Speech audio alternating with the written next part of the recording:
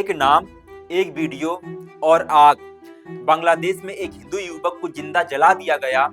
पहले उसके शव को पेड़ से बांधा गया, जिसके बाद आसपास खड़े लोगों ने उसे लाठी और डंडों से इतनी अमानवीयता से मारा कि वो व्यक्ति अधमरा हो गया और उसका शरीर शून्यता के शिखर पर पहुंच गया। जिसके बाद वहां खड़े उग्रवादियों ने उसके शरीर में निर्ममता से आग लगा दी।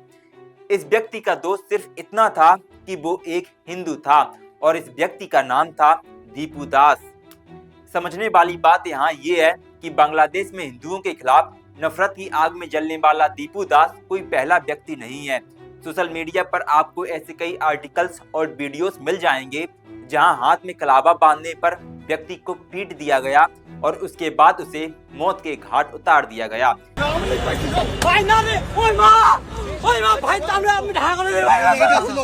ऐसे ही कई लड़कियों और महिलाओं का सरेआम रेप कर दिया जाता है, लेकिन बांग्लादेश का प्रशासन इसे चुपचाप देखता रहता है।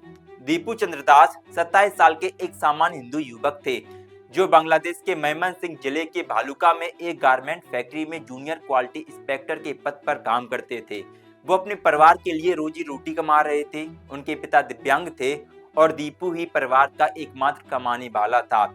16 दिसंबर की रात फैक्ट्री के अंदर एक बहस के बाद उन पर इस्लाम के पैगंबर के खिलाफ अपमानजनक टिप्पणी के आरोप लगे।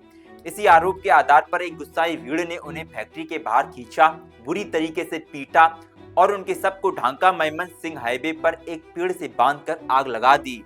Bangladeshi rapid action battalion RAB ने बताया कि दीपू को फैक्ट्री के सुपरवाइजर ने भीड़ के हवाले कर दिया। उन्हें बचाने के बजाय उनका इस्तीफा ले लिया गया और उन्हें बाहर निकाल दिया गया।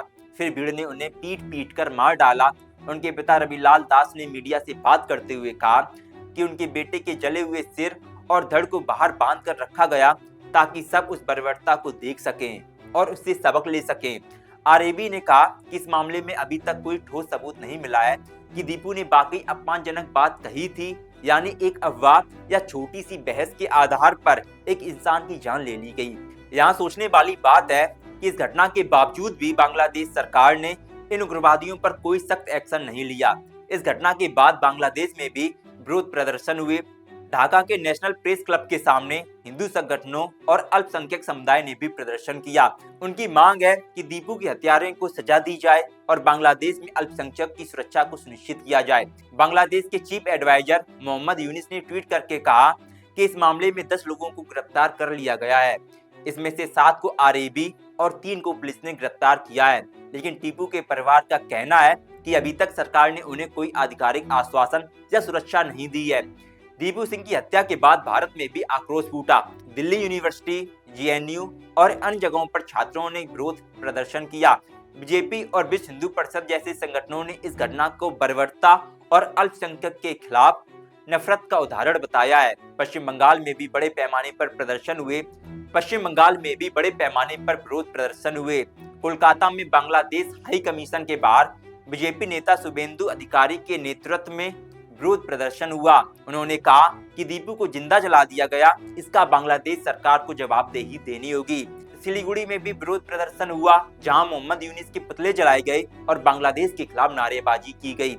दीपू चंद्र दास की हत्या सिर्फ एक घटना नहीं, बल्कि अल्पसंख्यकों की सुरक्षा और भीड़ की बर्बरता का एक बड़ा सवाल है। अगर आपको ये रिपोर्ट पसंद आई है तो कमेंट बॉक्स में जरूर बताइए कि मैं अगली रिपोर्ट किस टॉपिक पर बनाऊं। हमारा नाम है प्रेम चतुर्वेदी। आप देख रहे हैं नेट्स एंड ब्रॉडकास्ट। वीडियो देखने के लिए धन्यवाद।